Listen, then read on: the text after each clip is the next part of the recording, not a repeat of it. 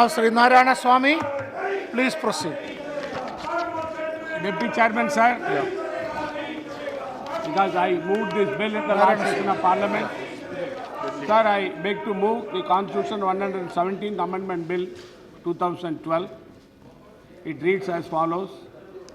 In class 2, we have mentioned in the Constitution, in Part 3, in Article 16, for class 4A, the following shall be substituted, namely, notwithstanding anything contained elsewhere in the Constitution, the scheduled castes and scheduled tribes notified under Article 341 and 342 respectively shall be deemed to be backward, and nothing in this article or in Article 335 shall prevent the state from making any provision for reservation in matters of promotion with consequential seniority to any class or class of post in the services under the state in favor of scheduled castes and scheduled tribes to the extent of percentage of reservation provided to the scheduled caste and scheduled tribe in the service of the state.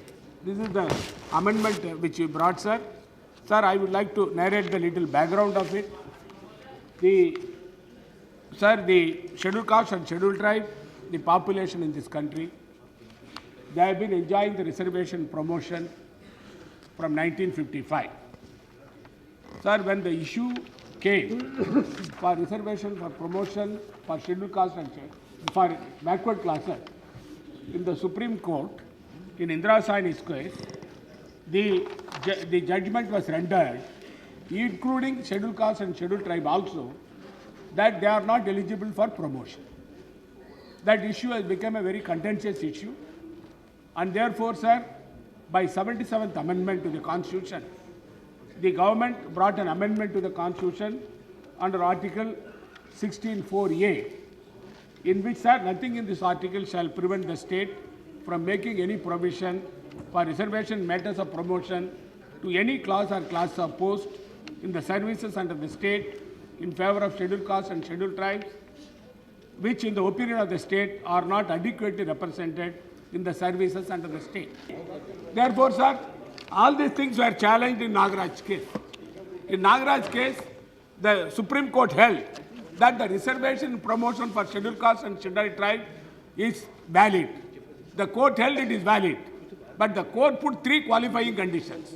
The backwardness of the population has to be considered, the efficiency to be considered, and also the inadequacy of representation to be considered.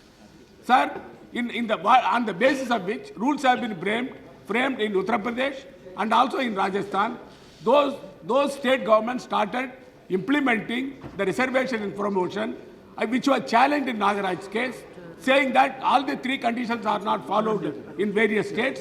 Therefore, they said that the promotion that has been given is invalid in UP sugar mill case and also in Rajasthan case. Therefore, sir, there are several cases filed in various high courts. All those cases have come and Nagaraj's case has been decided. Now, sir, the situation is, quoting Nagaraj's case, all the Supreme Court in the subsequent matters held that the reservation promotion, unless until the 3 qualifying conditions are followed, it will not become effective. Sir, I would like to submit that per se, under Article 341 and 342, the scheduled caste and scheduled tribe are deemed to be backward. Inadequacy representation, I would like to submit, sir, in Class A post and Class B post, especially in Class A post, not even once the scheduled caste officer are there and scheduled tribe officer there at the level of Secretary in Government of India. Therefore, sir, inadequacy has been per se proved. As far as the efficiency part is concerned, there are some argument that was going on, discussions were held, and ultimately the government is considering some of the suggestions given by the various political parties. We discussed with the Honorable Leader of the Opposition and also Bahujan Samaj Party leader and other leaders of various political parties. And the government is considering, as far as that the efficiency part is concerned, and we will come back to this House on this issue. Therefore, sir, I commend this bill for the consideration of this August House, because this is an issue which has been totally, as far as the Government of India is concerned, various states, lot of confusion is going around whether the SC/ST population to be given promotion or not. Some of the states, lot of agitation is going on. Therefore, I commend this bill for the consideration of this August House, and therefore, sir, I present this bill before this House. Mr. Deputy Chairman, sir, this constitution amendment has been brought by the government as a result of the judgment of the Supreme Court in Nagaraj's case, which has been followed in two other subsequent judgments relating to Uttar Pradesh and Rajasthan, as the Honorable Minister pointed out. Ideally, in the Nagaraj case, the Supreme Court had suggested that quantifiable data of underrepresentation of scheduled caste and scheduled tribes be obtained. And wherever quantifiable data is obtained and there is an underrepresentation, to that extent, adequacy of representation should be considered. The concept of reservation in promotion was upheld by the Supreme Court.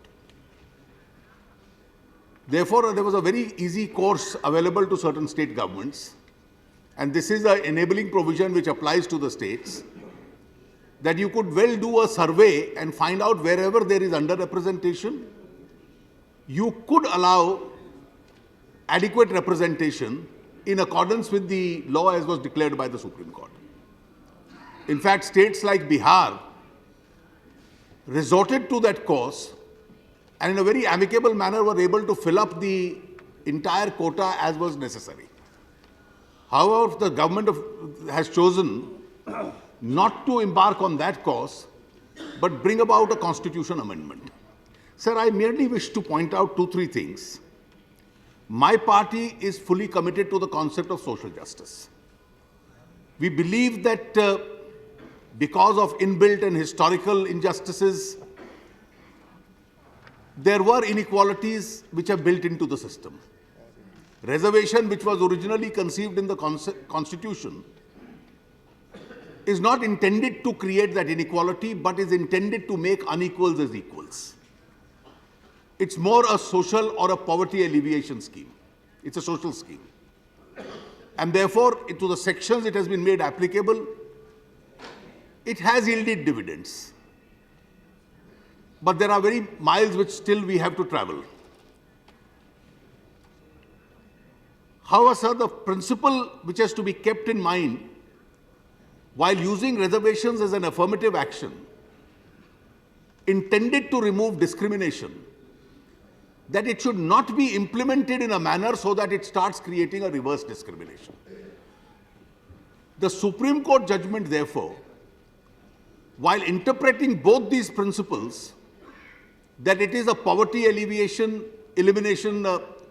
program of the government which is implemented through this affirmative action, should not be so excessive that it results in a reverse discrimination.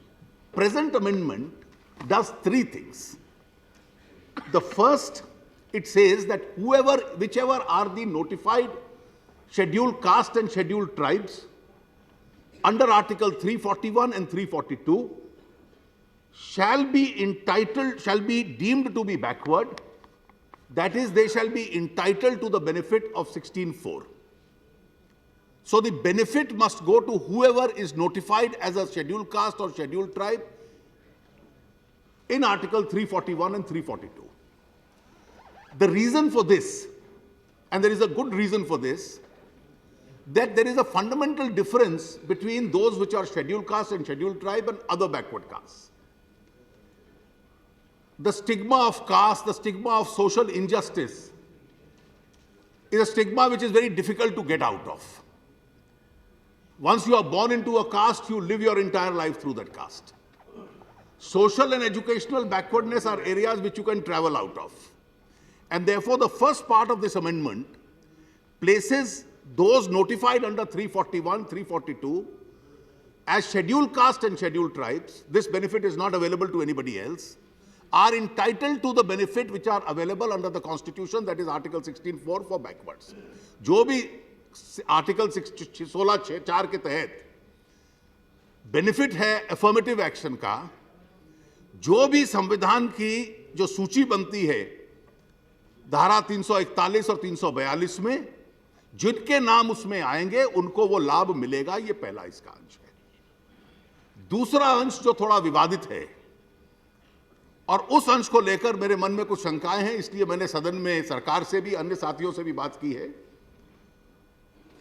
उसकी वैधानिकता शायद उस पर प्रश्न चिन्ह लग जाए। उसकी भाषा जो संशोधन आपने दिया है वो है, nothing in this article, that is article 16(4)(a) और article 335 shall prevent the state from making laws providing for reservation in promotions. अब धारा 335 के तहत भी इस अमेंडमेंट के दौरान, इस अमेंडमेंट के माध्यम से सरकार के ऊपर अंकुश नहीं होगा। So nothing in article 335 will prevent the state from making laws. So I would urge the government to seriously reconsider this, because article 335 is a provision in the constitution which deals with efficiency of service. The moment you overrule 335, it will have two adverse consequences. One, the efficiency of service will be adversely affected. Secondly, the quality itself may suffer. And more important, it will run the risk of being struck down as unconstitutional, because in Nagaraj's case, the Supreme Court had said, efficiency of service is one of the criteria of constitutional requirement without which the structure of equality of opportunity under Article 16 will collapse. So if efficiency of service is completely done away with, then the structure itself will collapse. Sir, if the Honorable Minister therefore agrees to reconsider the second limb, which is Article 335, then there are two limbs left. And the two limbs are, पहला वो है कि जो article 341 और 342 की सूची में है, उनको इस आरक्षण का लाभ मिलेगा। और इस देश में एक आम राय है कि जो SC/ST वर्ग के हैं, उनको आज भी इस लाभ की जरूरत है, इस आरक्षण की आवश्यकता है। और दूसरा ये है, जो एक प्रकार से मौजूदा एनोमली को ठीक करता है कि वो आरक्षण उस सीमा तक हो सकता है जितना आरक्षण उस राज्य के अंदर जिसकी अनुमति हो। अधिक राज्यों में 20% या 22% मैक्सिमम SC/ST के लिए है, तो ये उसकी कैप फिक्स कर देता है। अगर मंत्री जी इस दूसरे संशोधन बहस के अंत में बतलाएं, इस पे अगर इसको पुनः विचार करने को तैयार हैं, तो मुझे लगता है फिर ये पूरा का पूरा जो संविधान संशोधन है अपने आप में न्याय संगत हो जाएगा। मुझे इतना ही कहना था अध्यक्ष जी। Okay, thank you honourable doctor Shri Balchandra Mungekar.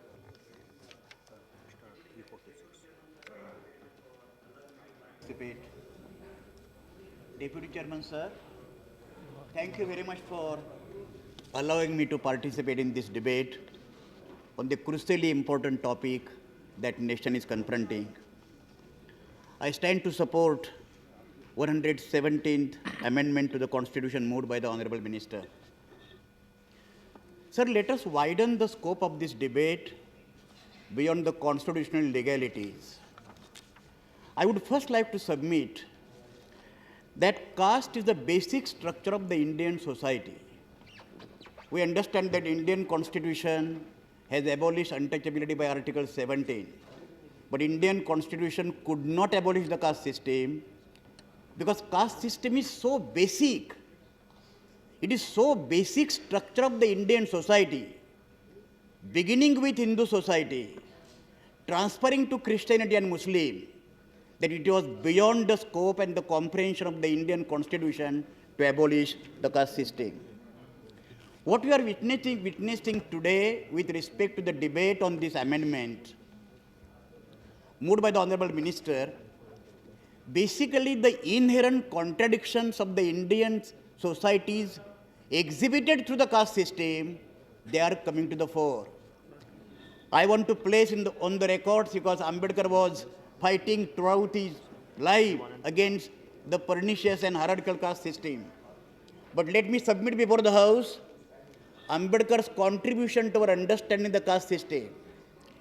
Dr. Ambedkar never defined caste in terms of Brahmins by birth. For Ambedkar, Brahminism was not by birth. For Dr. Ambedkar, Brahminism by attitude, Brahminism by your cultural traits. And then Ambedkar in 1932 special lecture delivered on the railway workers at Manmad clearly mentioned that this attitude of Brahminism is not only confining to Brahmins alone, Brahmins may be freeing themselves from this, but then it is rampant in all sections of the society. That's why it is the notional mistake to confine Brahminism or this kind of attitude only to a particular caste. Sir, question is, this highly unequal distribution of the privileges largely concentrating in the fewer hands, as we are talking about concentration of wealth and economic power, they were largely concentrated in the hands of the supposedly upper caste. Since I don't believe in caste system, I am using the word supposedly. Now, founding fathers of the Constitution could not overlook this issue, and they made the provision in the Constitution so far the affirmative action. I know when Babu Jagjivan Ram was the defense minister, and when he garlanded Sampurnananda statues in Bihar, the next day, the people in the country and custodian of the culture washed out the Sampurnananda statue in order to make it pure. This is the greatest stigma so far Indian political history is concerned. Sir, now my point is, so far these reservations are concerned, and reservations and promotions are absolutely necessary for the very simple reason that together they will be coming to 22%. And I do not think the level, once they come to the level of 22%, following your present basic structure of the Constitution, namely 50% ceiling level, I don't think that will be exceeding. The question is, they are not going up to 22%. As Honorable Minister just now mentioning, the basic question is, I have got the data with me from 1st January 2011. Sir, there are 7 grades. There are 7 grades, that is pay band in terms of the salaries, first to 7. And the 4th pay band is 11,006. Now, so far, these 4 bands are concerned, why reservations in promotion? These 4 bands are concerned, the relatively lower categories, where 90.4% posts filled up by the scheduled caste, they are belonging to the lower categories of bureaucracy, and 89% of the scheduled tribes, they are belong to the lower categories. So far, the upper 3 grades are concerned, that is 8,900, 10,000 and 10,000 above, they are barely 7.32% scheduled caste and 2.5% scheduled tribes. Nobody is saying in the house, including myself, knowing elementary economics, that you can extend the limit by more than 22%. But sir, the question is, so far these IAS officers are concerned, Honorable Minister mentioned, I have got the data, the latest 10th January 2012, out of 84 secretaries to the Government of India, which is the highest post in the bureaucracy, not even single scheduled caste. After 50 years, if there is not a single scheduled caste, then country must consider the merit, or country must consider demerit.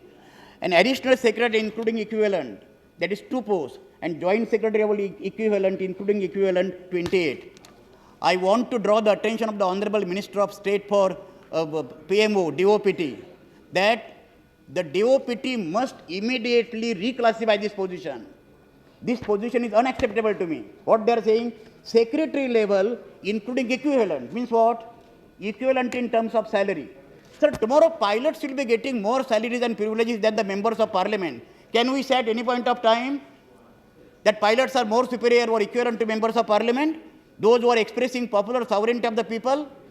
That's why this is bogus category. And I request the Honorable Minister that the secretary level or including equivalent. But sir, with your kind permission, let me make one simple observation, and it should offend no one. Did we discover the concept of merit after 15th August 1947? When first East India Company was formed in 1600, till 1947, nearly 347 years, when East India Company was converted into British Empire, and 35,000 or 35 lakh British officers were managing 35 crore people till 15th August 1947, what was the merit of this country? Why is it that merit and efficiency criteria are adopted or again and again invoked when something is to be given to the members of the scheduled caste and scheduled tribes? Why is it that women, any point of time, why is it that women are not represented minimum 45% where their population is declining? And why the government is compelled to bring reservation for women 33%? Why not 45%? That's why my question is, let us try to understand the issues in larger context and the context of the Indian society. My only point is, let us try to create a situation where caste will be abolished, and where by consequence of that, all these caste-based situation and reservations also will be abolished. But keeping caste intact, washing statue of Sampurananda washed by late Jagjivan Ramji, and going and keeping away reservation is not acceptable. That's why I support this reservation amendment bill brought by the Honorable Minister, both letter and spirit. Thank you very much for your indulgence. Thank you very much. माननीय उपसभापति जी, हमारी party द्वारा संसद के अंदर और संसद के बाहर किए गए जबरदस्त और लंबे संघर्ष के बाद केंद्र सरकार द्वारा देश में SC/ST वर्गों के लोगों की नौकरियों में पदोन्नति में आरक्षण एवं वरिष्ठता को लेकर संविधान में लाए गए 117वां संशोधन विधेयक 2012 का,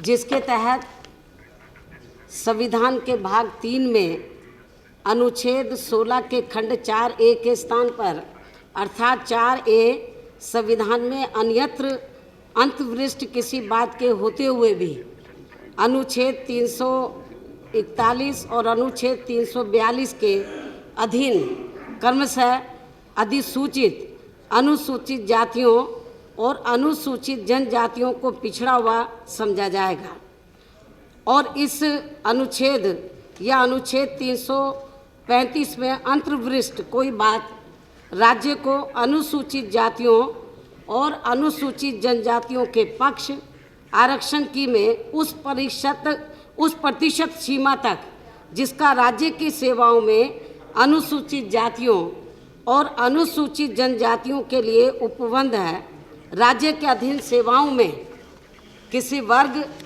या वर्गों के पदों पर परिणामिक ज्येष्ठता सहित पदोन्नति के मामले में आरक्षण के लिए कोई उपबंध करने से निवारित नहीं करेगी, ये खंड रखा जाएगा।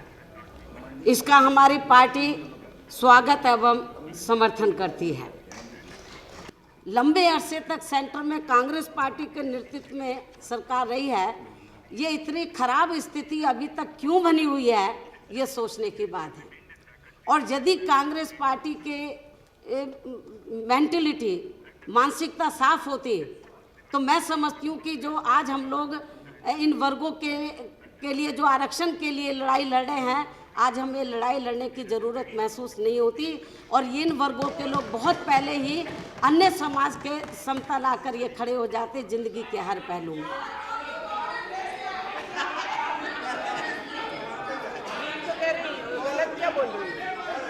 मान्यवर, No, please. देश में Please. सच्चाई थोड़ी कड़वी लगती है, बर्दाश्त कर लेना चाहिए।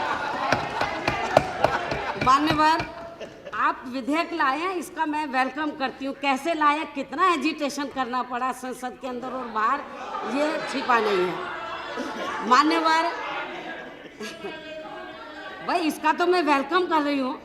मान्यवर, देश में SC/ST वर्गों के लोगों को नौकरियों में पदोन्नति में आरक्षण दिए जाने के संबंध में अब मैं सबसे पहले ये बात जरूर स्पष्ट कर देना चाहती हूँ कि इस प्रकरण को लेकर देश में आरक्षण विरोधी और साथ ही इन वर्गों के प्रति आज भी हीन एवं जातिवादी मानसिकता रखने वाले लोगों द्वारा जानबूझकर एक सोची समझी साजिश के तहत ऐसा इम्प्रेशन दिया जा रहा है कि जैसे केंद्र सरकार द्वारा देश में पहली बार इन वर्गों के लोगों को ये सुविधा देने के लिए संशोधन विधेयक लाया जा रहा है। इस किस्म का इम्प्रेशन दिया जा रहा है, जो कि ये ठीक नहीं है। हालांकि ये सुविधा इन वर्गों को संविधान के लागू होने के कुछ समय के बाद ही सन 1955 से ये मिल रही है। हालांकि इस सुविधा को निष्प्रभावी एवं खत्म करने हेतु कई बार इसमें अड़चनें पैदा की गई हैं, जिसकी वजह से इस मामले में पहले भी कांग्रेस पार्टी और बीजेपी के शासन में भी संशोधन हुए हैं और अब इसमें फिर से कुछ अड़चनें पैदा हुई हैं, जिसकी वजह से आज ये संशोधन विधेयक लाया गया है। इतना ही नहीं बल्कि कुछ दलित विरोधी मानसिकता रखने वाले लोगों द्वारा तो देश में इस किस्म का भी इम्प्रेशन दिया जा रहा है कि जैसे हम लोग और ख़ास तौर से हमारी पार्टी कि देश में जो बैकवर्ड क्लास के लोग हैं उनके खिलाफ है, या हम लोग नहीं चाहते हैं कि बैकवर्ड क्लास के लोगों को पदोन्नति में उनको आरक्षण की सुविधा मिले। इस किस्म का इम्प्रेशन दिया जा रहा है।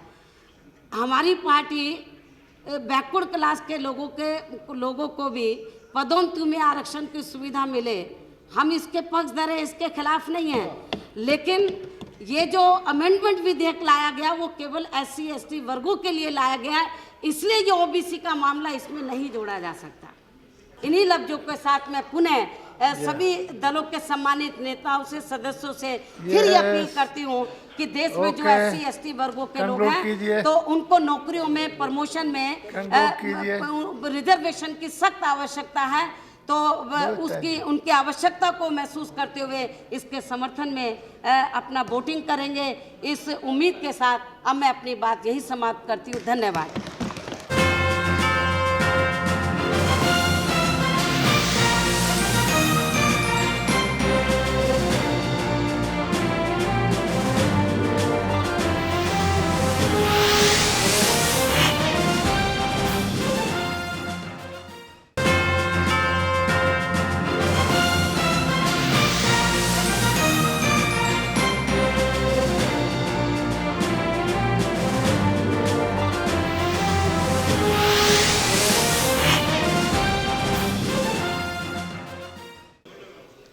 This is not new one for SC ST. Stick to the time. They were Then when already you come here, having call Raja first. and provided the reservation, Raja wants to go. and they were Okay? enjoying till Stick to the time, 1955 to 1995.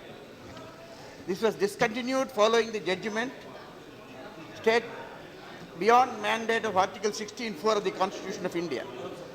Subsequently, the Constitution was amended by the 77th Act 1995. Now we have brought a new amendment. We wholeheartedly support the amendment fully. Sir, this is the only country where majority people requires reservation. Minority people wants to give majority people reservation. Backward reservation, OBC reservation, Dalit reservation. Nowhere in the world it is like that. This is only country where majority requires reservation and they are begging with the minority.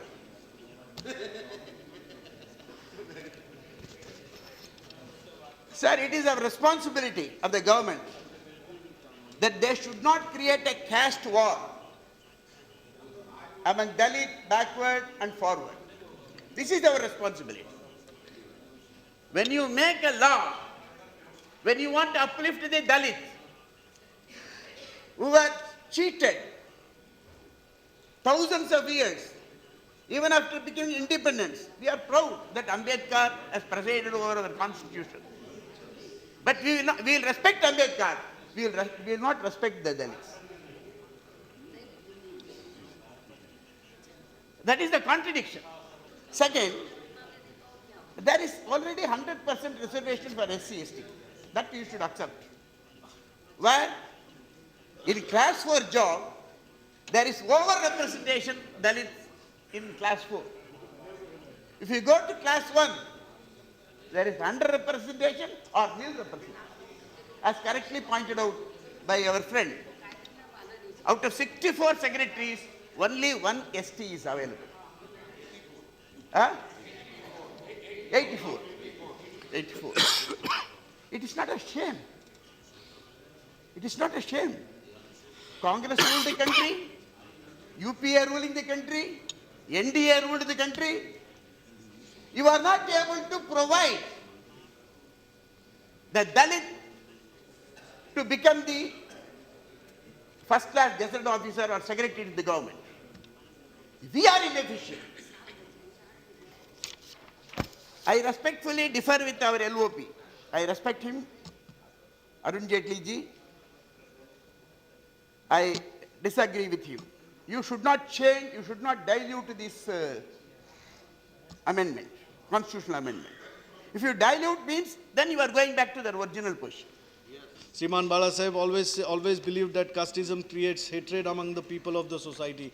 He always said that पोटाला जात नसते, जातीला pot का लावता. That was his quote. Sir, Shivsena Pramukh Shri Bala Sahib Thackeray always advocated that reservation in employment should not be on the basis of religion or caste basis, but it should be based on economic backwardness. And by this, I would urge upon the government of India to reconsider the views on reservation and adopt a criteria on economic backwardness, which would bring about a real change in the social structure and societal fabric of India would be strengthened in order to become a superpower in the 21st century. Sir, with this, my party, Shiv Sena, opposes 117th Amendment to the Constitution as it may not serve the cause or purpose for which it is meant for. Thank you. Thank you. Thank you very much for giving me the opportunity, sir. First of all, we are here to support this bill because in Telugudesam party, when we were in the power in the state, we implemented this one in the state government, and at the time of implementation also there was a great resistance. Even though even though we implemented it and finally it was Supreme Court, it stopped the this particular bill, this particular thing. Sir, SC and ST promotion reservation thing, which we supported it, and in all party meeting also, when Prime Minister called all party meeting, in that meeting also in the Lok Sabha, from Lok Sabha, our leader and myself, both of us, we attended that meeting. In that meeting also we mentioned about the OBCs, plight of the OBCs. I want to bring it to notice of the House. OBCs, that is a data given by the DOPT, not by anyone else. The Group A, it is 5.5 and Group B, it is 3.9. आज देश में जिन वर्गों के लिए अर्थात SC ST के लिए जो आरक्षण की व्यवस्था है, प्रमोशन में आरक्षण की व्यवस्था है, उनमें भी असंतोष है। उनमें इसलिए असंतोष है कि आज भारत सरकार के मंत्रालय में सेक्रेटरी लेवल का एक भी सचिव नहीं है। क्यों नहीं है, ये चर्चा का विषय होता है। फिर अनेक वर्षों से अनेक पद ऐसे रिक्त हैं और रिक्ति का कारण ये बताया जाता है कि योग्य व्यक्ति उन पदों के लायक मिल नहीं रहा है। इस कारण से तो उनको ये लगता है कि हमारे साथ अन्याय हो रहा है, और अन्य वर्ग गैर SC ST वर्ग के लोगों को ऐसा लगता है कि इनको प्रमोशन दिया जा रहा है, प्रमोशन में आरक्षण भी दिया जा रहा है और उसके कारण हमारे अधिकारों का हनन किया जा रहा है। और कई जगह ये भी चर्चा हो रही है कि साहब 100% आरक्षण इनको उपलब्ध कराया जा रहा है। मैं निवेदन करना चाहता हूं, केंद्र सरकार की नौकरियों में 15% SC के लिए, 7.5% ST के लिए, सामान्यतः राज्य के कर्मचारियों का एवरेज भी वही 22-22.5% होता है, इससे ज़्यादा नहीं होता है। और जो पोस्ट कई वर्षों से खाली है, ST ST के योग्य कैंडिडेट नहीं मिलने के कारण उसका लाभ उनको ही मिलेगा अगर उसमें योग्य कोई व्यक्ति होगा। तो अन्य वर्ग के लोगों का किसी प्रकार का कोई नुकसान नहीं है, क्योंकि वो पोस्ट उन्हीं के लिए आरक्षित है और लंबे समय से रिक्त है। इस सदन के माध्यम से देश के SC ST वर्ग के लोगों को और सामान्य वर्ग के लोगों को ये संदेश देने की कोशिश होना चाहिए कि किसी के साथ भी इस कानून के कारण अन्याय नहीं होगा और न किसी को अतिरिक्त लाभ मिलेगा। परंतु इतना जरूर है, 16(4)A सामाजिक समरसता के लिए और सामाजिक न्याय के लिए आवश्यक है। वैसे ये 16(4)A कानून को जब जब कोर्ट में चैलेंज किया गया, कोर्ट ने प्रमोशन में आरक्षण की अवधारणा को भी सही बताया है, आरक्षण की अवधारणा को भी सही बताया है और इस कानून को कहीं गलत नहीं बताया है। अगर कहीं उसको निरस्त किया है या उस पर कुछ कहा है तो केवल ये कहा है कि आर्टिकल 335 की जानकारी देना आवश्यक है। मैं इस अवसर पर निवेदन करना चाहता हूं कि सारे देश में इस प्रकार का वातावरण बनाने की आवश्यकता है, क्योंकि आज कटुता का वातावरण है। अनुसूचित जाति वर्ग और अनुसूचित जनजाति वर्ग के सामने अन्य वर्ग खड़ा है। अब ये उत्तर प्रदेश की लड़ाई यहाँ सारे देश में फैल रही है। एक पार्टी चाहती है वहां प्रमोशन में आरक्षण नहीं मिले, एक पार्टी चाहती है कि मिले। जब उनको अवसर मिला था कानूनी खामी रख दी, और जैसे ही दूसरी सरकार बनी उनको अवसर मिला तो तत्काल आदेश जारी कर दिया। वो चाहते तो अपील भी कर सकते थे कोर्ट में, पर उनकी भी नीयत खराब, उनको इनको निपटाना है, इनको उनको निपटाना है। ये सारी स्थिति, और उत्तर प्रदेश में ही कर्मचारी हड़ताल कर रहे हैं, सारे देश में तो हड़ताल नहीं हो रही। निश्चित रूप से कहीं ना कहीं ये राजनीतिक लाभ लेने के दृष्टिकोण से है। मैं इस अवसर पर यह निवेदन करना चाहता हूं कि अनुसूचित जाति जनजाति वर्ग के लोगों के साथ राजनीति करना बंद करें। देश के हित में, देश में सामाजिक समरसता लाने के लिए, सामाजिक न्याय लाने के लिए हम संवैधानिक प्रावधानों के दायरे में काम करें। इतना ही निवेदन करते हुए मेरी वाणी को समाप्त करता हूं। धन्यवाद। I fail to understand the opposition to this bill. How can you oppose reservation in promotion? Because you should know that 100% posts are not filled in by recruitment. Those who are senior and concerned about the central government services, there are people who have implemented the act in union government and state government sitting in this house. Even in IAS, there is no 100% recruitment. Out of 100 posts which are to be filled in country, only 67% is reservation there for recruitment. So out of 100, the 15% reservation will be applied to 67 posts.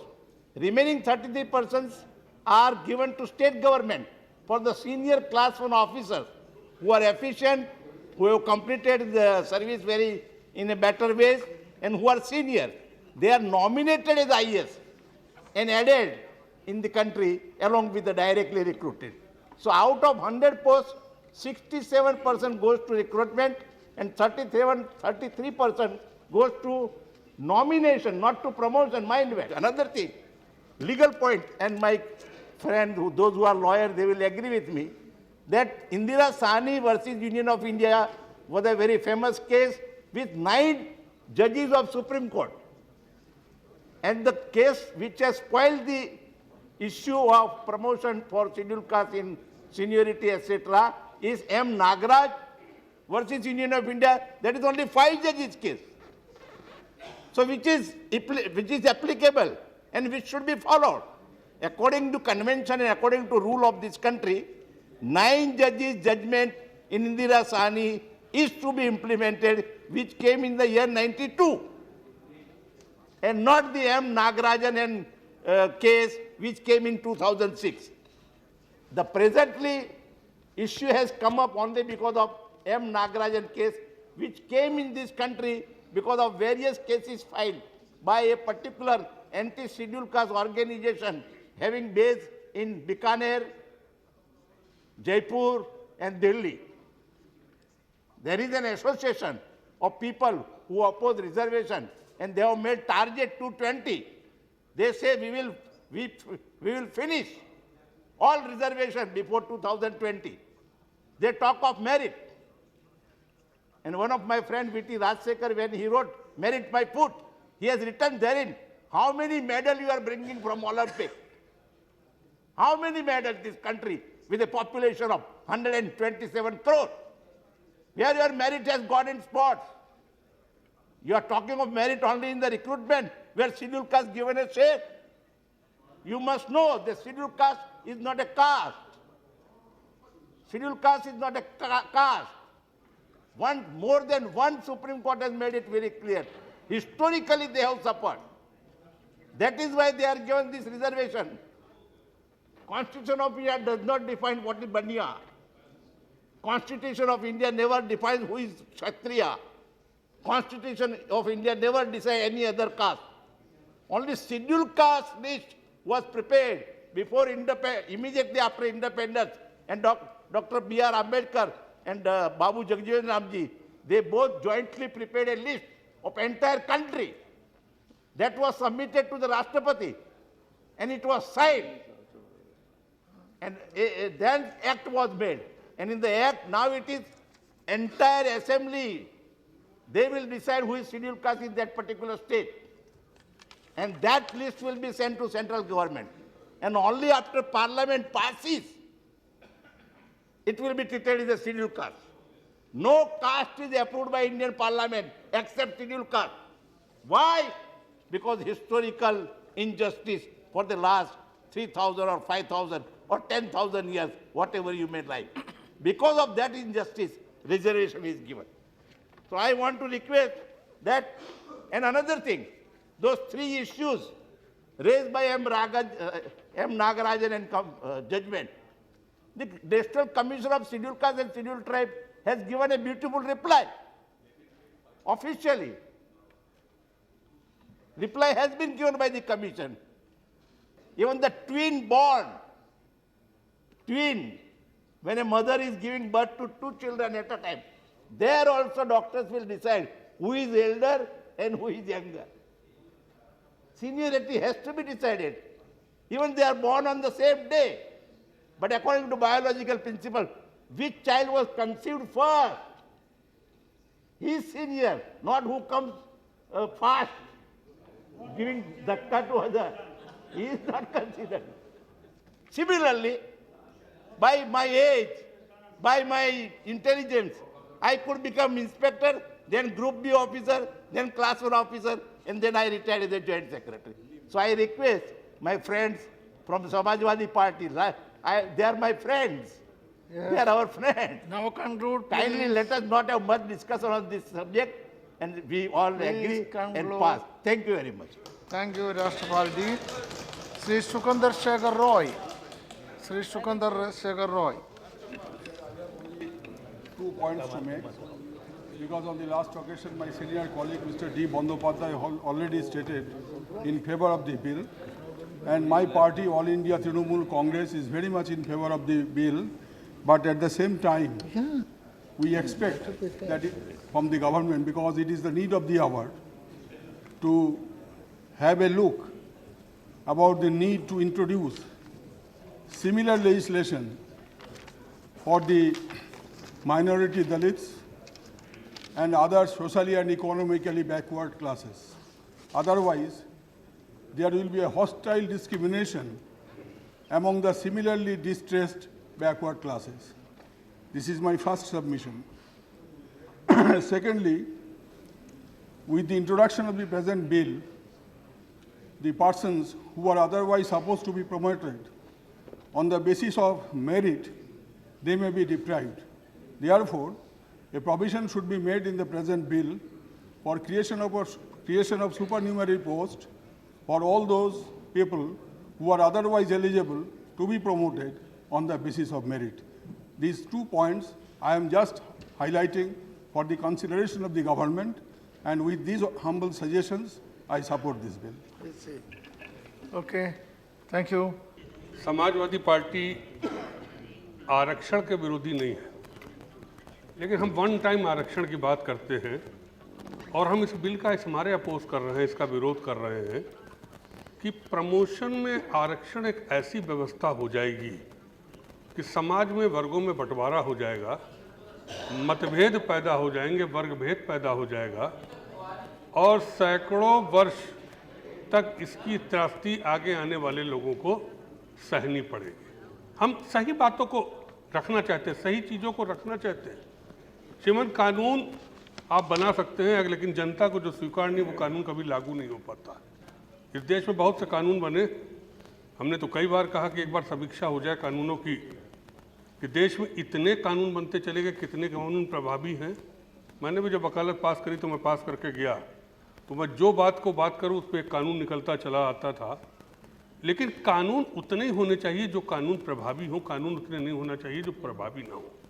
अगर 82% समाज इसको स्वीकार नहीं कर रहा, आज क्या हालत है उत्तर प्रदेश, राजस्थान, उत्तराखंड, पूरे प्रदेश में हड़ताल हो रही, जगह जगह प्रदर्शन हो रहे हैं। आज़ादी के 64-65 वर्ष बाद भी अगर हम वर्ग संघर्ष के कानून बनाते रहे, पूरा विश्व प्रगति की बात कर रहा है, लेकिन हमारे देश में अभी भी वही व्यवस्था चल रही, उन्हीं सोच पे हम चल रहे हैं। श्रीमान उत्तर प्रदेश में हमारे पासी बहुत बड़ी बिरादरी है, वाल्मीकि बहुत बड़ी बिरादरी उत्तर प्रदेश में, कठेरिया बहुत बड़ी बिरादरी, धोबी बहुत बड़ी बिरादरी। आप आरक्षण का सर्वे करा लीजिए, इन वर्ग को आरक्षण का 1% फायदा नहीं मिला, बाकी दूसरे वर्ग को आरक्षण का फायदा मिला। अगर यही आरक्षण है कि आरक्षण तमाम उन वर्गों को नहीं मिलेगा जो उस श्रेणी में आते हैं, लेकिन उनको उस आरक्षण का लाभ नहीं मिलेगा, तो फिर उस आरक्षण का लाभ क्या हुआ?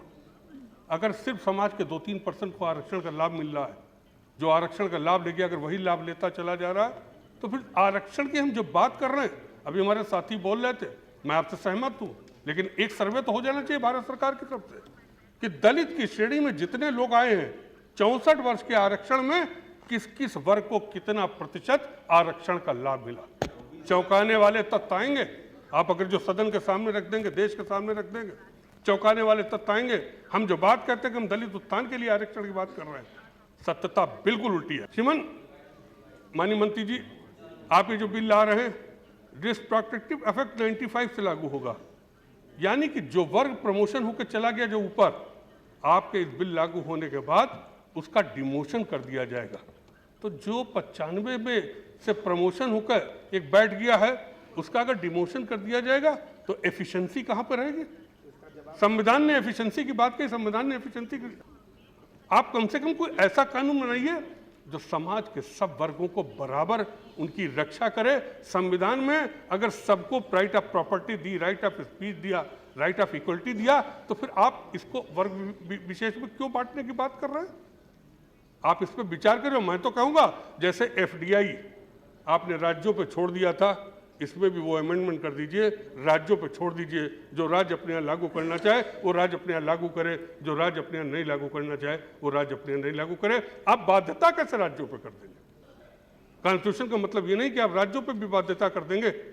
हम ऑटोनोमी की बात कर रहे हैं, हमें स्वायत्ता का अधिकार है, हम राज्य में अपने कानून बनाते हैं। संविधान ने राज्य सरकार को ये कानून बनाने का अधिकार दिया है कि राज्य सरकार ये तय करे कि वो किसको आरक्षण देगा, कितने प्रतिशत आरक्षण देगा, ये राज्य पर सरकार का है। ये जरूर है माननीय सर्वोच्च न्यायालय ने 50% से ऊपर आरक्षण की बाध्यता को रोक दिया है, लेकिन 50% तक की आरक्षण की बाध्यता को राज्य सरकार के ऊपर। तो आप क्यों नहीं आप इस अमेंडमेंट में लाइए कि हम राज्य सरकारों के ऊपर छोड़ देते हैं, राज्य सरकार जो तय करेंगे वो राज्यों के ऊपर होगा।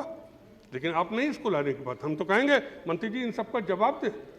आज कह दिया था ये ठीक है, आज अगर वोट पड़ेंगे तो हो सकता हम 12-13 विरोध में वोट करें, हो सकता अंतरात्मा की आवाज़ पे आप सब लोग भी, तमाम लोग खुल के आ जाएं, लेकिन हमारा 12-13 वोट भी इस देश में एक संदेश देगा कि अभी भी समाज में हक की बात करने वाले हैं, अभी भी समाज में लोग न्याय की बात करने वाले हैं, और लोग ये कहना की हिम्मत कर सकते हैं। समाज में अभी भी लोग ऐसे मौजूद हैं जो सत्यता की बात को कहने में हिचकते नहीं है। नहीं, यहाँ तो बहुत से लोग सत्यता की बात कहने में हिचक रहे हैं। जो राजनीति में हिचकता है बहुत लंबे समय तक नहीं चलता। मुलायम सिंह जी को आज लोगों ने कह दिया, मुलायम सिंह जी को, मुलायम सिंह जिसने कभी न झुकना सीखा उसका नाम मुलायम। माननीय अध्यक्ष जी, ये ठीक है, इस नियमावली में कोई ऐसा नियम नहीं जिसमें प्रस्ताव कर सकूं, तो सरकार प्रस्ताव करेगी। लेकिन तो भी मैं कह रहा हूं कि आप नियम इसको स्टैंडिंग कमेटी को दे दीजिए, क्योंकि सेलेक्ट कमेटी बन नहीं सकते। अगर एक हाउस से पास हो चुका होता तो सेलेक्ट कमेटी बनती। स्टैंडिंग कमेटी में सभी साथी बैठे योग्य, वो इसको लेके आए, इसको ठीक करके लाएं, इसमें जो कमियां उस कमियों को पूरा करें, और उसके बाद अगर इस सदन पे आप चर्चा के लिए रखें तो हम स्वागत करेंगे, हम भी उस चर्चा में भाग लेंगे, और कहीं ना कहीं सकारात्मक उसका रिजल्ट आएगा। इन शब्दों के साथ हम इस बिल का घनघोर विरोध करते हैं, पुरजोर विरोध करते हैं, और सदन से अपील करते हैं कि इस अनकॉन्स्टिट्यूशनल बिल पर अंतरात्मा की आवाज़ पर यदि आप वोट देंगे तो इस देश के साथ न्याय करेंगे, इस समाज के साथ न्याय करेंगे। बहुत बहुत धन्यवाद। एक गलतफहमी हो रहा है, जो पूरा का पूरा नौकरी भारत सरकार में और स्टेट गवर्नमेंट में जो गवर्नमेंट नौकरी है और पब्लिक सेक्टर का नौकरी है, पूरा शेड्यूल कास्ट और शेड्यूल ट्राइब पूरा का पूरा उनको मिल रहा है। ये बात नहीं है, उनको सही जानकारी होना चाहिए। जैसा कि हम लोग का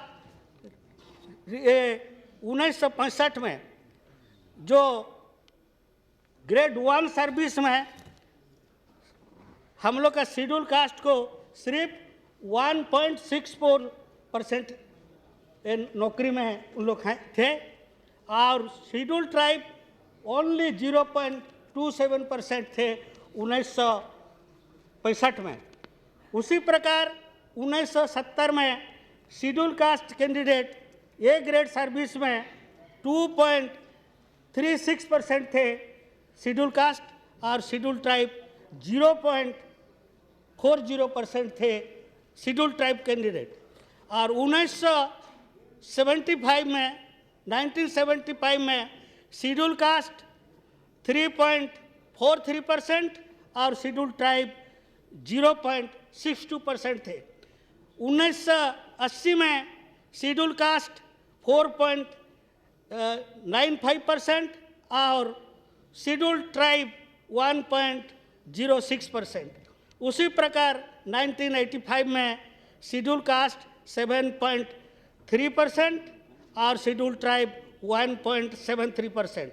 1990 में शेड्यूल कास्ट 8.64% और शेड्यूल ट्राइब 2.58%।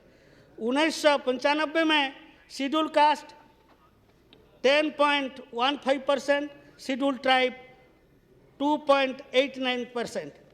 2001 में शेड्यूल कास्ट 11.42% और शेड्यूल ट्राइब 3.58%। 2002 में शेड्यूल कास्ट 11.09%, शेड्यूल ट्राइब 3.97%। 2003 में सीधे 12 पे हाँ, तो इसी प्रकार से सर अभी जो 2004 तक शेड्यूल कास्ट का सिर्फ 12.20% ग्रेड 1 सर्विस में है और शेड्यूल ट्राइब का अभी भी 2004 में 4.10% है। तो कहाँ शेड्यूल ट्राइब और शेड्यूल कास्ट भारत सरकार का सारा पोस्ट उनको दे दिया गया। ये एक गलत फहमी प्रचार किया जा रहा है कि पूरा का पूरा देश का जो नौकरी है वो पूरा शेड्यूल ट्राइब और शेड्यूल कास्ट को दे दिया जा रहा है। सभापति जी, मैं इस संविधान संशोधन विधेयक के पक्ष में खड़ा हुआ हूं। ये संविधान संशोधन विधेयक बहुत पहले आना चाहिए था। 2006 में नागराज का केस आया था। हम लोगों ने कम से कम आधा दर्जन बार प्रधानमंत्री से मिले थे। सब पार्टी के लोगों ने आग्रह किया था, पार्लियामेंट्री फोरम जो SC ST का पार्लियामेंट्री फोरम है, उन्होंने भी उनसे चर्चा किया था, न सिर्फ इसी बिल के संबंध में बल्कि रिजर्वेशन एक्ट के संबंध में भी, प्राइवेट सेक्टर में रिजर्वेशन के संबंध में भी और जुडिशरी में रिजर्वेशन के संबंध में भी। और मैं समझता हूं कि यदि ये यूपी के चुनाव के पहले आ गया रहता तो ये वितंडाबाद कुछ होता ही नहीं। यदि मंडल कमीशन को यदि संविधान संशोधन के द्वारा करवाया गया रहता तो 7 जन्म में लागू होने वाला नहीं था।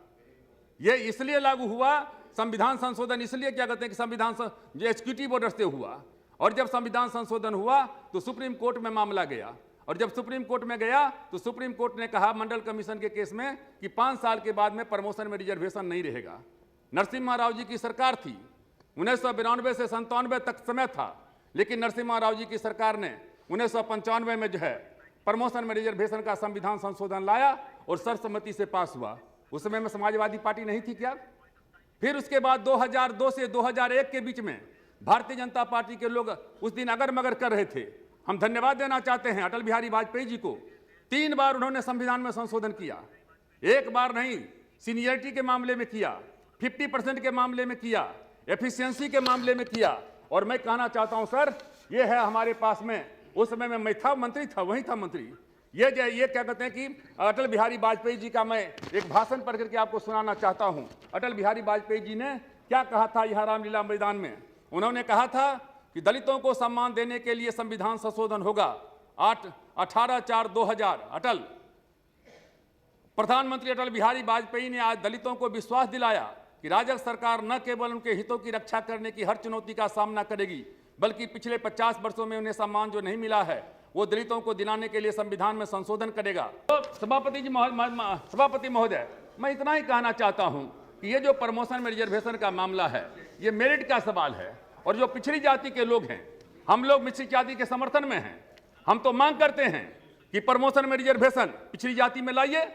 सच्चर कमेटी की रिपोर्ट को रामगोपाल जी ने उठाया, हम लोग उसका पूरा का पूरा सपोर्ट करते हैं कि क्यों नहीं रंगनाथ मिश्रा कमीशन की रिपोर्ट को लागू करते हो। 69% आरक्षण है तमिलनाडु में, 69% है। यहाँ भी 52% 49% रिजर्वेशन है। 10% ऊंची जाति का कर दीजिए और 10% जो है अकलियत का कर दीजिए, मुस्लिम का अल्पसंख्यक का 69% हो जाता है। उसके बाद जाएगा सुप्रीम कोर्ट में, सुप्रीम कोर्ट देख लेगा। लेकिन मैं सर कहना चाहता हूं कि ये पिछड़े वर्ग में और दलित वर्ग में कोई अंतर ज्यादा नहीं है। ये व्यवस्था जो बनाया गया, ब्राह्मण, क्षत्रिय, वैश्य, शूद्र में 2 कैटेगरी कर दिया गया, एक अछूत एक छछूत, एक अनटचेबल एक टचेबल। एक को छू सकते हो, एक को नहीं छू सकते हो। आज भी एक राज्य में जो शेड्यूल्ड कास्ट में है वो दूसरे राज्य में शेड्यूल्ड कास्ट में नहीं है। पासवान बिहार में शेड्यूल्ड कास्ट में है, दिल्ली में नहीं है। यादव पिछड़ी जाति में उत्तर प्रदेश में है, हरियाणा में क्या कहते हैं कि नहीं है। तो इसलिए हर जाति में जो है जो उनका स्टेटस है, लेकिन ये सारे के सारे शूद्र कैटेगरी में आते हैं। शेड्यूल्ड कास्ट को कहा जाता है बैकवर्ड क्लास संविधान के मुताबिक, और बैकवर्ड क्लास जिसको कहते हैं उसको कहा जाता है ओबीसी, अदर बैकवर्ड क्लासेस। इसलिए जो एफिशिएंसी का मामला है, बैकवर्डनेस का मामला है, 1000 बार क्या कहते हैं कि हमारे पास में ये सुप्रीम कोर्ट का क्या कहते हैं कि जो रूलिंग है मंडल कमीशन के समय में जो कहा गया कि शेड्यूल्ड कास्ट शेड्यूल्ड ट्राइब्स के संबंध में यदि कोई बैकवर्डनेस का मामला उठाता है या शेड्यूल्ड कास्ट शेड्यूल्ड ट्राइब्स के संबंध में कोई एफिशिएंसी का मामला उठाता है तो उसके प्रति बेईमानी करता है, क्योंकि वो अनटचेबल के कारण बना है, इकोनॉमिक कारण से नहीं। गरीब तो बहुत लोग थे, लेकिन शेड्यूल्ड कास्ट शेड्यूल्ड ट्राइब्स ने क्यों नहीं रखा गया? इसलिए नहीं रखा गया कि चूंकि वो अनटचेबल नहीं थे। और सर इस तरह का तर्क आज से नहीं, ये मामला यदि है आजादी के मेरिट की बात होती तो इस समय में तर्क चल रहा था कि वोट देने का अधिकार सिर्फ उसी को मिले जिसके पास में क्वालिफिकेशन है, मेरिट है। तो क्यों सब गरीब लोगों को दे दिया गया, रानी को और नौकरानी को सबको दिया गया? तो ये मामला क्या कहते हैं कि ये नहीं है। और दूसरा बात हमको समझना चाहिए, आज एक बाबा साहब अम्बेडकर नहीं है। बाबा साहब अम्बेडकर, आज करोड़ों बाबा साहब अम्बेडकर पैदा हो गए हैं, करोड़ों पैदा हो गए हैं। और हम समाज के सब वर्ग के लोगों को हम धन्यवाद देना चाहते हैं कि समाज के सब वर्गों ने शेड्यूल्ड कास्ट शेड्यूल्ड ट्राइब्स का जो मामला है उसको स्वीकार कर लिया है। समाज हर पार्टी के लोगों ने, चाहे थोड़ा बहुत रिजर्वेशन हो, लेकिन सबने उसको स्वीकार करने का काम किया है। हर 10 साल पर रिजर्वेशन की संख्या बढ़ाई जाती है लोकसभा विधानसभा में। कभी विरोध हुआ है? बिना क्या कहते हैं, बिना बहस का क्या कहते हैं पास होते जा रहा है। इसलिए मैं समझता हूं कि ये जो मामला है बार बार जो बताया जाता है, ये फिर बैकवर्डनेस। सर 2-3 ये हमारा फेवरेट सब्जेक्ट है, 3-4 मिनट दीजिए। तो इसलिए हाँ, इसलिए सर मैं आपसे कहना चाहता हूं कि ये जो मामला उठाया जाता है, बहुत बहुत धन्यवाद, बहुत धन्यवाद। और इसलिए मैं सर कहना चाहता हूं कि ये इस देश में कोई शेड्यूल्ड कास्ट के लोग, रामविलास पासवान या मुलायम सिंह यादव या क्या कहते हैं कि मायावती जी, यही लोग नहीं लड़ रहे हैं। इस देश में भगवान बुद्ध थे। भगवान बुद्ध कोई दलित नहीं थे, पिछड़ी जाति के नहीं थे, क्षत्रिय थे। लेकिन सबसे पहले जो है द्विजवादी व्यवस्था को तोड़ने का काम, समतामूलक समाज लाने का काम भगवान बुद्ध ने किया। हमारे साथ में सर एक जो है हमारे पास में जो है ये आंकड़ा है, इस आंकड़ा से आपको समझाना चाहते हैं। सरकारी सेवा के संबंध में हमारे साथी ने बतलाया कि कुल मिलाकर के 149 सचिव लेवल के अफसर हैं, जिसमें शेड्यूल्ड कास्ट का जो है नील है, शेड्यूल्ड ट्राइब्स का क्या कहते हैं केवल 4 है। शेड्यूल्ड मतलब सेक्रेटरी में तो एक भी नहीं है। शेड्यूल्ड ट्राइब्स का कहते हैं 4 है एडिशनल सेक्रेटरी में, ज्वाइंट सेक्रेटरी में 477, जिसमें शेड्यूल्ड कास्ट का 31 है, एडिशनल सेक्रेटरी में 108, जिसमें 2 है, सफाई कर्मचारी में जरूर है 45%, 5%, 50% करीब है सफाई कर्मचारी में, वहां रिजर्वेशन का कोटा क्या पूरा है। अलीगढ़ मुस्लिम यूनिवर्सिटी में सर, ये टाइम्स ऑफ इंडिया का रिपोर्ट है, अलीगढ़ मुस्लिम यूनिवर्सिटी में शेड्यूल्ड कास्ट का टीचर में कोटा 283 और है कितना 1। दिल्ली यूनिवर्सिटी में शेड्यूल्ड कास्ट की संख्या टीचर्स में है होना चाहिए 255, है कितना 54। शेड्यूल्ड ट्राइब्स के कितने हैं 14। जेएनयू में एससी का कोटा है 109 और भरे हैं कितने 24। एसटी का कोटा है 55, भरे हैं केवल 9। बनारस यूनिवर्सिटी में एससी का कोटा है 362, भरे हैं 115। शेड्यूल्ड ट्राइब्स का कोटा है 181, भरे हैं केवल 30। इसलिए हमारा आपसे पुरजोर आग्रह है कि सदन ने हमेशा से सर्वसम्मति से इसको पास किया है, देश की जनता ने मोहर लगाया है, इसलिए सर्वसम्मति से संविधान संशोधन बिना किसी हिचक का पास करना चाहिए। और हम भाई राम गोपाल जी से और समाजवादी पार्टी के लोगों से भी अपील करते हैं कि आप आइए और इस ऐतिहासिक बेला में जो है सामाजिक न्याय की दिशा में जो बढ़ता हुआ कदम है उसको आगे बढ़ाने का काम कीजिए। बहुत बहुत धन्यवाद। जय हिंद।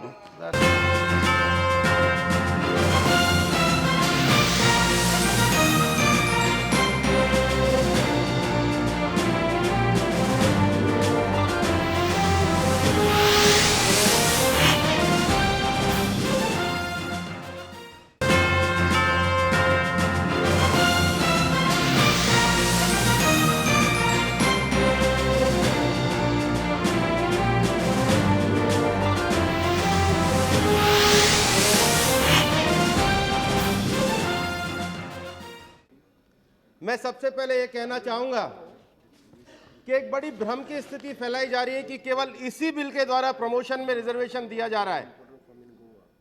इस भ्रम से कम इस देश को बाहर निकालना चाहिए। इंदिरा साहनी का जजमेंट आने के बाद हम 77वां संविधान संशोधन लेके आए, हम 81 संशोधन लेकर आए, 82 लेकर के आए और 85 लेकर के आए। चारों संविधान संशोधन प्रमोशन में आरक्षण को लेकर के थे जो सुप्रीम कोर्ट ने अपील किए। मैंने जो प्रश्न यूपीए सरकार पे उठाया है वो मैंने इसलिए ये प्रश्न उठाया है कि सुप्रीम कोर्ट ने उसकी 3 मामलों से जांच करी।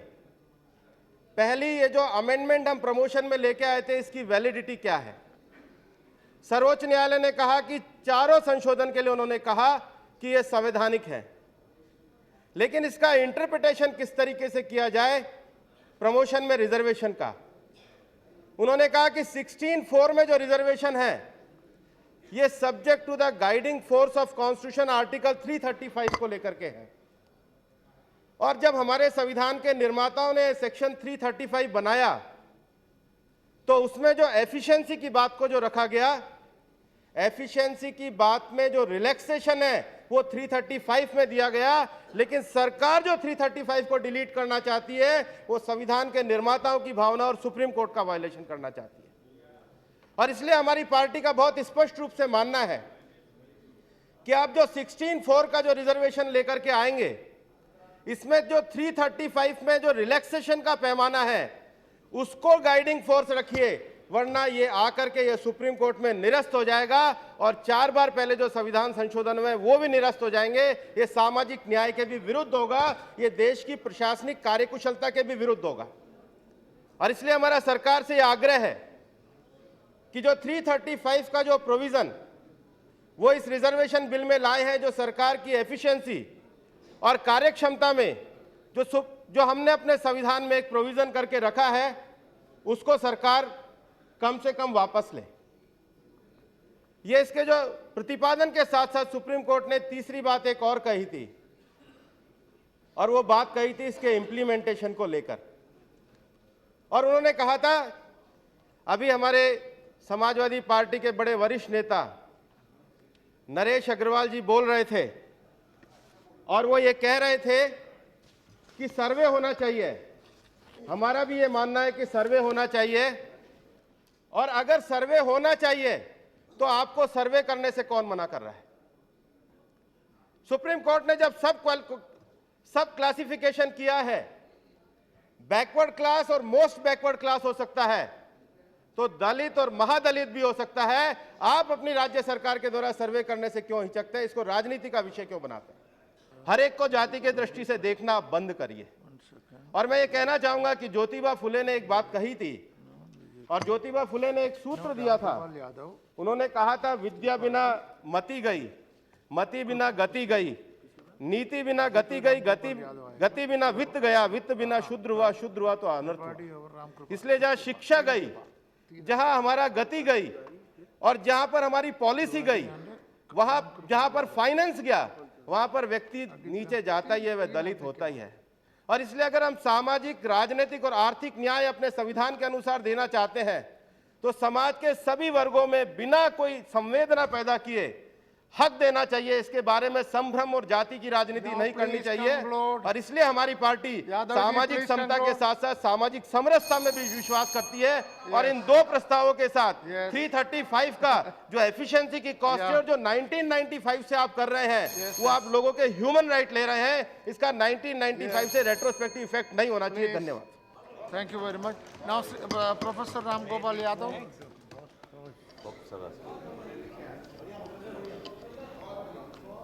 धन्यवाद श्रीमान।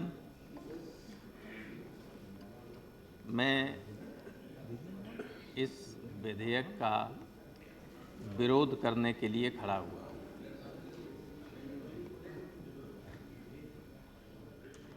मैं यहाँ जो तमाम तरह के कानूनी फैसलों का जिक्र किया, उन पर नहीं जाना चाहूँगा,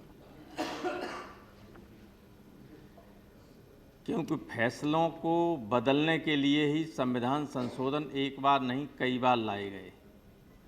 अगर पहले भी कोई गलत फैसला जनता की निगाह में हुआ हो, तो उसको भी बदलने के लिए संविधान में संशोधन लाया जा सकता है और लाया जाना चाहिए। क्योंकि कई बार ऐसा होता है कि जजमेंट होते हैं और उसका सहारा लेके लोग कहते हैं कि ये है और इसके हिसाब से इस तरह का फैसला होना चाहिए, इस तरह का काम होना चाहिए, निर्णय होना चाहिए। मैं ये कहना चाहता हूँ कि अगर कोई ये फैसला कर दे न्यायालय कि सूरज पश्चिम में उगता है, तो क्या वास्तविकता हो जाएगी?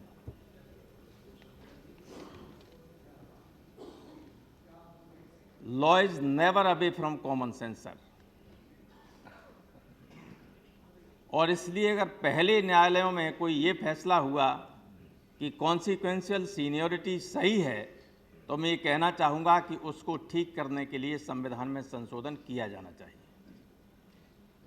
हम आरक्षण के खिलाफ नहीं हैं। हम चाहते हैं कि जो वंचित वर्ग है उसको नौकरियों में आरक्षण मिले, लेकिन एक बार आरक्षण मिलने के बाद उसके प्रमोशन में आरक्षण, और वो भी कॉन्सिक्वेंशियल सीनियरिटी के साथ मिले, उसका परिणाम सारा देश जानता है क्या हो रहा है। 10-10 साल और 20-20 साल जूनियर लोग सीनियर हो जाते हैं और उनकी कैरेक्टर रोल लिखते हैं ACR। क्या ये जायज़ है? इससे वो व्यक्ति जो बहुत सीनियर होते हुए भी जूनियर हो जाता है, वो डिमोरलाइज हो जाता है। वो क्यों काम करना चाहेगा फिर? जब वो कभी हेड ऑफ द डिपार्टमेंट नहीं हो सकता, कभी विभागाध्यक्ष नहीं हो सकता, तो क्यों काम करना चाहेगा? क्या इससे एडवर्स एफिशिएंसी पर असर नहीं पड़ेगा? सारे देश में ये हो रहा है। तो केवल कुछ लोगों को प्रसन्न करने के लिए ये अगर सब किया जा रहा है तो करिएगा, लेकिन जो गलत चीज़ होती है उसको कई बार जनता रेक्टिफाई कर देती है, और उसके जरिए, जनता के जरिए इस रेक्टिफिकेशन के लिए तैयार रहिए। आप लोग जो आप गलत काम कर रहे हैं ये मत कीजिए। कम से कम जो पावर कॉरपोरेशन में जजमेंट आया है, उस जजमेंट को अंडू करने के लिए जो ये आप ये कर रहे हैं, इसको ला रहे हैं, ये गलत है। क्योंकि फिर ये न्यायालय में जाएगा और मैं आपको आज यहाँ सदन के सामने इस अगस्त हाउस में ये कहना चाहता हूँ कि ये फिर ये नहीं स्क्रूटनी पर रुकेगा सुप्रीम कोर्ट की, और ये फिर रद्द होगी। जो गलत है वो गलत है। इसलिए जो सामान्य चीज़ है, कोई ये कहे कि मैं इसका विरोध कर रहा हूँ, तो मैं कोई दलितों का विरोध कर रहा हूँ, दलित आरक्षण का विरोध कर रहा हूँ। एंट्री हो जाए ठीक है, उनको मिले, इसके बाद तो सब बराबर हो गए। इसके बाद प्रमोशन होता रहेगा, टाइम बाउंड प्रमोशन होता रहेगा, लेकिन उसमें भी फ्रॉग जंपिंग की तरह सब होता जाए तो ये बहुत ख़राब होता है। और हमने देखा है उत्तर प्रदेश में, और उत्तर प्रदेश के एक मामले को लेके ही एक कानून में वहाँ का जो नियम था, सर्विस रूल्स में एक सेक्शन, सब सेक्शन जोड़ दिया गया था एक गवर्नमेंट के जरिए, दोबारा उसको हटा दिया गया, फिर उसको जोड़ा गया। इसके खिलाफ लोग कोर्ट में गए और उसके बाद ये फैसला है। उसके मूल में तो वो चीज़ थी, फैसला आया और फैसले को फिर सुधारने के लिए संविधान में संशोधन लाया जा रहा है। तो अगर इसके लिए संशोधन लाया जा सकता है तो मेरी मांग है गवर्नमेंट से कि संविधान संशोधन आगे व्यापक देश के लोगों के हितों को देखते हुए कॉन्सिक्वेंशियल सीनियरिटी वाले उसको ख़त्म करने के लिए संविधान में संशोधन लाया जाना चाहिए। इन्हीं शब्दों के साथ मैं एक बार फिर कहूँगा कि फिर सोचिए, फिर विचारिए, अंतरात्मा की आवाज़ पर इसके खिलाफ वोट दीजिएगा, और इस तरह का कोई काम मत करें जिससे आप जब जाएं बाहर या अपने क्षेत्र में तो आपको विरोध का सामना करना पड़े। बहुत बहुत धन्यवाद। ओके, धन्यवाद। There is lot of representation inadequate, so that will be addressed through this amendment till the prescribed percentage according to proportional to the population of scheduled castes and scheduled tribes. That is clarified. So this is a clarificatory amendment, not a new amendment.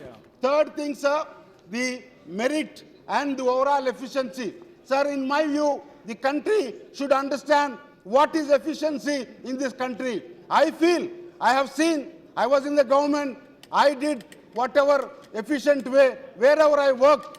Sir, I define the efficiency as understanding the problems, especially the problems of the poor, and sorting out, solving it out in a best way is the index of efficiency. Writing good English is not efficiency. Speaking good English is not efficiency. Giving a great speech is not efficiency. The efficiency is to understand the people, problems, and the best way to solve them is the efficient way. I think that is the what efficiency the amendment stands to increase, because these are the three clarifications by way of clarifying. Anyway, for the merit or the efficiency, Article 335 we are not touching. Article 335 ensures. I think those friends who have suggested to remove the clause, that was removed at the behest of our friends. This will take care of all the concerns. I suppose this will be a good amendment. I would request the House to unanimously adopt and vote for this and make it to remove all those difficulties in reaching out the benefits as per the Constitution. Constitution provision is the compelling reason, and there cannot be anything else other than the constitutional provisions. Thank you very much. पूरा एक सर्वे करके उत्तर प्रदेश का हर service का, हर department का सर्वे करके survey report भी रखी गई और वो भी सामने प्लेस कर दी गई थी। लेकिन सर्वोच्च न्यायालय ने और उच्च न्यायालय ने नागराज केस का जिक्र करते हुए, फिर राजस्थान हाई कोर्ट का जिक्र करते हुए, हिमाचल प्रदेश के हाई कोर्ट का जिक्र करते हुए, ये तीन स्टेट्स हैं जहां पर कि इसको पहले चैलेंज किया जा चुका था उत्तर प्रदेश के पहले। और हिमाचल प्रदेश में भारतीय जनता पार्टी की सरकार, राजस्थान में कांग्रेस की पार्टी की सरकार, और नागराज सेंटर का केस था। इन केसेस को देख करके उन्होंने ये निर्णय दिया कि आप इसके बावजूद भी कि बैकवर्डनेस असर्टेन होने की ज़रूरत नहीं थी इंदिरा साहनी के केस के जजमेंट की बात होने के बाद, लेकिन उन्होंने ये होल्ड किया कि ये जजमेंट्स हो चुके हैं, ये हमारे ऊपर बाइंडिंग है, और इसलिए जब भी आप प्रमोशन करने चलेंगे, हर प्रमोशन की स्टेज पर आप इसको असर्टेन करेंगे, ये असर्टेनमेंट करना जरूरी है, और इसलिए उन्होंने क्वेश्चन किया, और इसीलिए शायद आज अमेंडमेंट लाने की जरूरत पड़ी है इन दोनों विषयों पर, चाहे वो असर्टेनमेंट ऑफ वैकेंसी की हो कि अगर 21 और प्लस 2 23% के बियॉन्ड हम नहीं जा रहे हैं तो वो एक लिमिट फिक्स हो गई है, और जहां तक बैकवर्डनेस की है, जब एक बार 341 342 में आ गए हैं तो बैकवर्डनेस असरटेनमेंट करने की जरूरत नहीं है। अगर बैकवर्ड नहीं होते तो 341 और 42 में नहीं लाए जाते। इसलिए मैं खाली अपने दोस्तों को ये क्लियर करना चाहता हूं जो बार बार वो एक इंप्रेशन लिए हुए थे कि शायद उत्तर प्रदेश में ये आंकड़े रखे नहीं गए थे। आंकड़े रखे गए थे, लेकिन जो पूर्ववर्ती जजमेंट से उनको इंटरप्रेट करके और दोबारा से सर्वोच्च न्यायालय की 2 जजेस की बेंच ने उसको अपहोल्ड करते हुए कहा कि पहला 5 जजेस का जजमेंट बाइंडिंग है उनके ऊपर, जबकि 9 जजेस का जजमेंट दूसरी बात कहता था, और उसको उन्होंने लागू किया। आज भी देखिए, जितना भी इस रिजर्वेशन के जो ये नौकरी मिलता है, उन लोगों का जो क्वालिफिकेशन चाहिए वो क्वालिफिकेशन उनके पास है। एजुकेशन में कुछ भी पढ़ाई करने के लिए जो भी रिजर्वेशन में एडमिशन लेता है, वही लोग सिर्फ सीट मिलने के लिए लेता है, और वहां पर सीट मिलने के बाद उन लोगों को उस एग्जाम को जो पास करना है, वहां पर जितना मार्क्स रखना है, इसको मार्क्स रखना पड़ता है। तो इसमें पिछड़े हुए वर्गों या जनजाति अनुसूचित जाति मेरिट नहीं है, इसका जुक्ति कहाँ है? और जो इफिशिएंसी के बाद होता है, वो जब भी वो काम करेगा, इसके बाद उसके बारे में उसको समझ में आएगा और इफिशिएंसी खुद ब खुद आ जाएगा। तो इसमें इफिशिएंसी होने न होने का कोई बात नहीं है। आज जितने भी आरक्षण में शिक्षा लिया है, डॉक्टर हो, इंजीनियर हो, क्या ये लोग कोई अच्छा काम नहीं कर रहा है, अच्छा ट्रीटमेंट कर नहीं पा रहा है, अच्छा वही लोग इंजीनियरिंग लाइन में काम नहीं कर रहा है? कोई भी तो कोई ऐसा कंप्लेंट नहीं है कि जो लोग ट्राइबल होता है, जो लोग शेड्यूल कास्ट होता है, वही लोग कोई एफिशिएंट नहीं है। बिल पे बात आ रही है जिस पे ये गुफ्तगू हो रही है, मुझे बड़ी हैरत है कि हर शख्स ये बोल रहा है कि दलित के साथ नाइंसाफ़ी हो रही है, हम भी उसके साथ हैं। मसला रिजर्वेशन प्रमोशन का है। आप जब मेरिट ख़त्म कर देंगे किसी मुल्क से, वो सिस्टम कहाँ चलेगा? मुझे तरस आता है इन पर भी और इन पे भी। इनके दिलों में खौफ है, इनकी हिम्मत नहीं है, वोट की तलाश है इनको, और इनके दिलों में भी खौफ है। इनको ये नहीं समझ में आता कि जिस निज़ाम से मेरिट ख़त्म हो जाए, एक दिन 2 लोग इंजॉइन करें, चंद दिनों के बाद एक चीफ बन जाए और दूसरा वहीं खड़ा रह जाए, वो कैसे सिस्टम चलेगा? ये कैसे होगा ये? लेकिन इस पे बहस नहीं हो रही है। बहस हो रही है दलितों पर, दलितों के साथ नाइंसाफ़ी पर। कौन कहता है कि दलितों के साथ नाइंसाफ़ी नहीं है? इस मुल्क में हज़ारों साल से उनके साथ नाइंसाफ़ी की गई है। लेकिन कोई ये भी तो बोला होता कि 65 साल में मुसलमानों को कहाँ ले जाके छोड़ा गया आपने?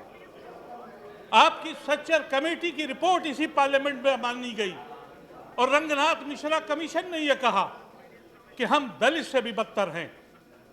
और जब इलेक्शन से पहले एक झुंझुना दिखाया आपने, एक छोटी अदालत ने रोक दिया, कहा नहीं हो सकता, उस पे हमारी हुकूमत या हमारे अपोजिशन के साथी ये कभी नहीं खड़े हुए कि इस पे कोई अमेंडमेंट लाया जाए। Grateful to you for giving me to reply on the debate. Sir, except 2 political parties, one is Samajwadi Party, another is Shiv Sena, all other political parties have wholeheartedly support this amendment. They supported this amendment. Because though it's a very important amendment, though it is a very small amendment, and sir, the one aspect which I would like to submit to the honorable leaders of the Samajwadi Party, reservation in promotion in Nagaraj case has been upheld.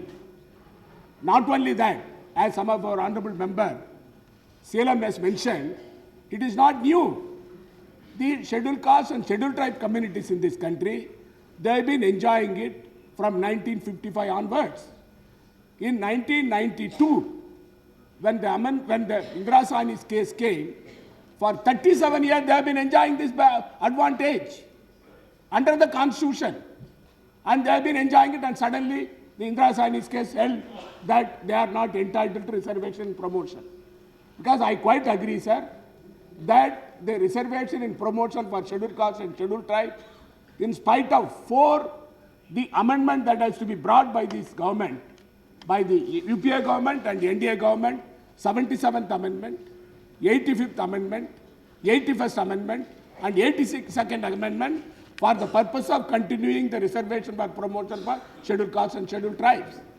Those communities have been enjoying it. From the government side, when we brought the amendment, we discussed with all political leaders, including the Honorable Leader of the Opposition and all other political parties, to the extent of reservation provided to the scheduled castes and scheduled tribes. It has been restricted to 22.5%. Therefore, you need not have fear or apprehension in your mind that it will go to 100%. That has been protected. There is one issue that has been raised by the Honorable Leader of the Opposition, very rightly so. It was shared with all other political leaders about the efficiency part, Article 335.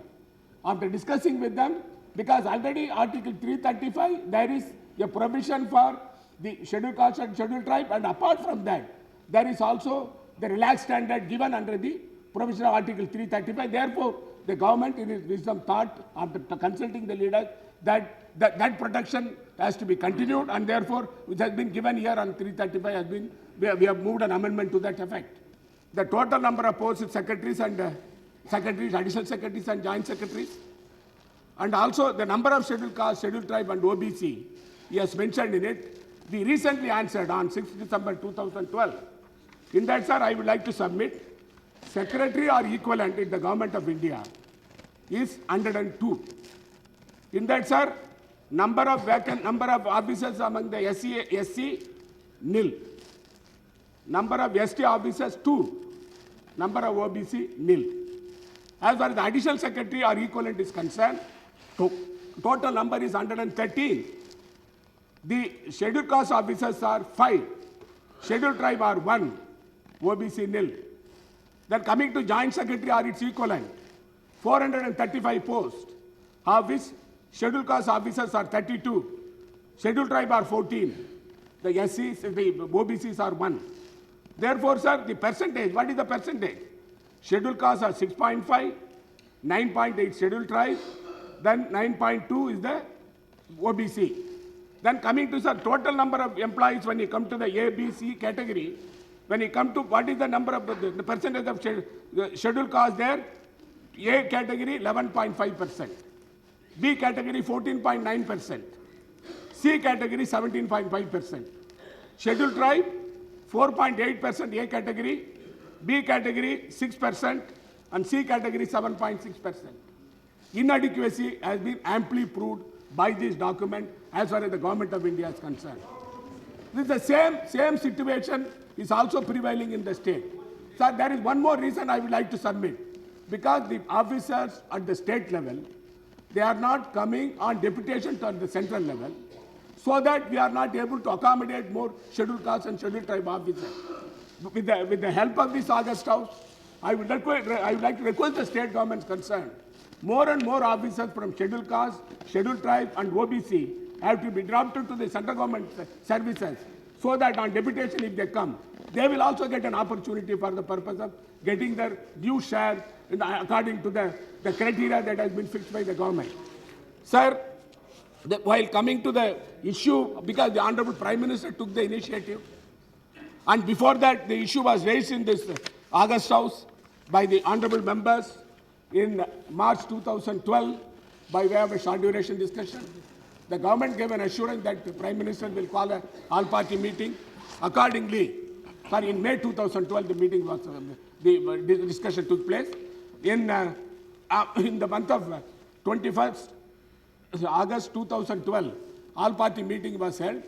In that meeting, except Samajwadi Party, all other political parties have supported the move for bringing an amendment to the Constitution in Article 16(4)(a). Therefore, sir, if you go through the entire the discussion debate that took place, there is no difference of opinion among various political leaders. And apart from that, the Honorable Leader Ram Gopal Yadav is telling that whether really the government wanted to bring this bill. This government is committed to give reservation and promotion for scheduled caste and scheduled tribe. I would like to clarify the position to him. That because this is the commitment of our government and also our party. Therefore, as far as our party is concerned, we are for the scheduled caste, scheduled tribe, minorities, OBCs, and also the weaker sections of the society. Therefore, our commitment is there. The amendment that has been brought in this August House for the purpose of giving reservation promotion for SC/ST has been wholeheartedly supported by the honorable members of various political parties from this August House, because I don't want to, point by point, I didn't want to go into the details, because since most of them have been convinced that the amendment has to be brought. Therefore, sir, I request this August House to take it for the vote, and then the amendment has to be carried. I shall now put the motion for consideration of the bill to vote. The question is please resume your place, please. The question is that the bill further to amend the Constitution of India be taken into consideration. Those in favor will please say aye. Those against will please say no. I think the ayes have it. Under Article 368 of the Constitution, the motion will have to be adopted by a majority of the total membership of the House and by a majority of not less than 2/3 of the member of the House present and voting. Division.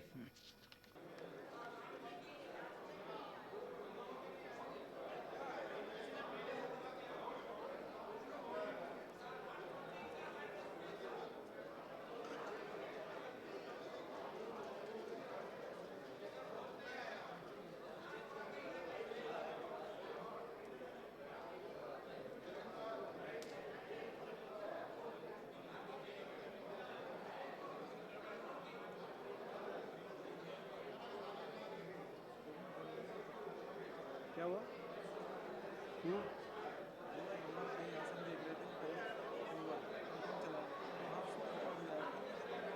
कर लेंगे please.